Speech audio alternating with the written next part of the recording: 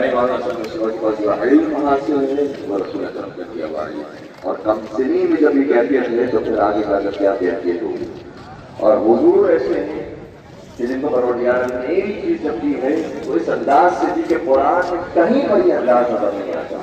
فرمایا بسم اللہ الرحمن الرحیم انا اعطیناک، اسی طریقے سے پورا قرآن دیکھ لیجیے کہیں پر لفظ کوثر ہے ہی نہیں۔ کثیر کا لفظ ہے قرآن میں، اکثر کا لفظ ہے قرآن میں، کثیر کا لفظ ہے قرآن میں، لیکن کوثر کہیں نہیں۔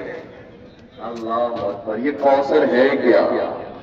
یہ کوثر ایسی چیز ہے جو اس سے پہلے رسول کو ملی ہی نہیں تھی۔ یا رسول اللہ، آپ کو خدا نے کوثر عطا کیا ہے۔ بعض نے لکھا ہے کہ کوثر سے مراد نہر ہے، بعض نے لکھا ہے کہ جنت کا ٹکڑا ہے، لیکن ابھی کہیں اور جانے کی ضرورت نہیں ہے، خود قرآن کہہ رہا ہے کہ کوثر سے مراد کون ہوگا؟ ایسی اولاد رسول کو ملی ہے، کوئی امام باقر بنا، کوئی امام صادق بنا، کوئی امام موسیٰ کاظم بنا، تو کوئی امام ابی رضا علیہ السلام۔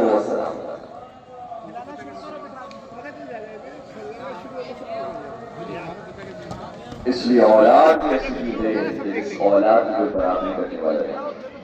چونکہ ہمارے یہاں سرکار امام صبح کی سخاوت کو کی جاتی ہے، اس کے دسترخوان پر بات کی جاتی ہے، لیکن اس شجاعت میں جتنے ضرورت کیا جاتا ہے، اس سے چاہتا ہوں کہ ایک فکرہ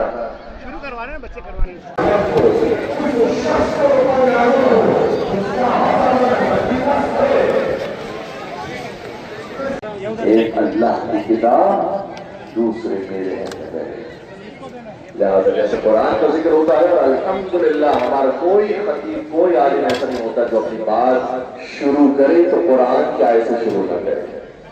قرآن کی آیت سے شروع کرتے ہیں، قرآن کو بیان کرتے ہیں، اور پھر ایسے کرتے ہیں۔ بس تو میرے بیٹے کی مصیبت نہیں پڑتا، اجرکم علی اللہ، اجرکم علی اللہ۔ اس خطیب نے کہا کہ ایسے دل شہزادی، میں تو آپ کے بیٹے ہی کا ذکر کرتا ہوں، کبھی میں حسین کا ذکر کرتا ہوں، کبھی میں غازی عباس کا ذکر کرتا ہوں، کبھی میں علی اکبر کا ذکر کرتا ہوں۔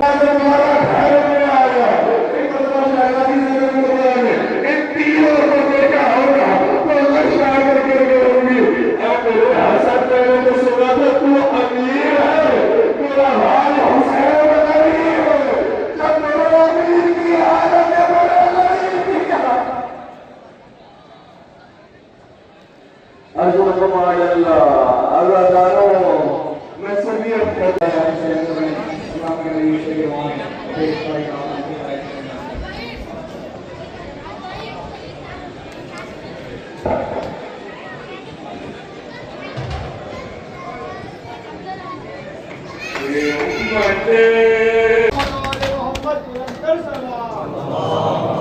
جزاک اللہ، جزاک اللہ۔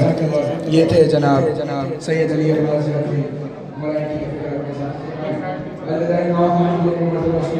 انجمن غلام عباس کے فرائض